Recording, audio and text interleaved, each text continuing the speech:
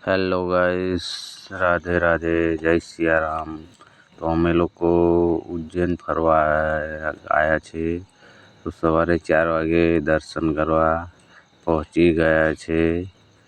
તો અમે લોકો મંદિરે પ્રસાદ બરસાદ લઈને માથા પર નામ લખાવીને આગળ જઈએ છીએ મંદિર તરફ। હજુ તો અમે લોકો પ્રસાદ લઈને નીકળશું, મંદિર તરફ જઈ રહ્યા છીએ। આગળ હજુ બહુ જ ભીડ છે, મંદિરે જતા જતા તો સવાર પડી જશે। અમે લોકો 4 વાગ્યાના દર્શન કરવા નીકળી ગયા છે સવારના। તો અમે લોકો હજુ લાઈનમાં નથી લાગ્યા દર્શન કરવા। જો અંદર તો બહુ જ ભીડ છે મંદિરમાં, મંદિરની અંદર બહુ જ ભીડ છે, તમે લોકો જોઈ શકો છો।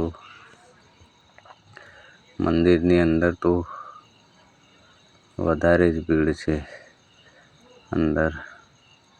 મંદિરની અંદર કોઈને ઊભા નથી રહેવા દેતા, દર્શન કરીને કાઢે છે બહાર, કેમ કે પબ્લિક બહુ જ છે રજાના કારણે। આ બહારનો નજારો છે, બહાર એક્ઝેટની બહાર બહુ જ પબ્લિક છે। અંદર એટલું છે ને બહાર એટલું પબ્લિક છે, તમે લોકો દેખી શકો છો। સવારનું પબ્લિક છે, 8 વાગ્યાનું છે પબ્લિક। અમે લોકો 8 વાગે બહાર નીકળ્યા છીએ, 4 વાગ્યાના ગયેલા અંદર દર્શન કરવા। તો 8 વાગે નીકળ્યા છે। હવે મહાકાળના દર્શન કરીને અમે લોકો નીકળશું કાળ ભૈરવના દર્શન કરવા। તો તમે લોકો જોઈ શકો છો, રસ્તામાં એક મંદિર હતું કાળ ભૈરવના દર્શન કરવા જતાં પહેલાં, ત્યાં દર્શન કરતા હતા અમે લોકો। ત્યાં પછી કાળ ભૈરવનું મંદિર આવી ગયું છે। અમે લોકો પ્રસાદ લઈને લાઈનમાં જઈએ છીએ, અને લાઈનમાં તો બહુ જ ભીડ છે। તો દર્શન કરતાં 2 કલાક લાગી જશે અમને। અમે લોકો 2 કલાક લગી લાઈનમાં તો ઊભા રહેવું પડશે, એટલે દૂર ગયા છો તો દર્શન કરવા।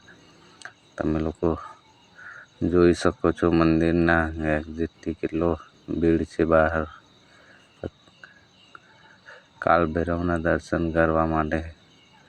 ત્યાં પછી અમે લોકો આવી ગયા હરસિદ્ધિ માના દર્શન કરવા માટે। દર્શન કરીને બહાર બજારમાં નીકળ્યા હતા અમે લોકો। ત્યાં પછી અમે લોકો બજારમાં ફર્યા હતા ઉજ્જૈન નગરીની અંદર। ઉજ્જૈનની નગરીની હોય બહુ જ પબ્લિક છે બહાર પણ। તો જય મહાકાલ, જય કાળ ભૈરવ, જય હરસિદ્ધિ માં।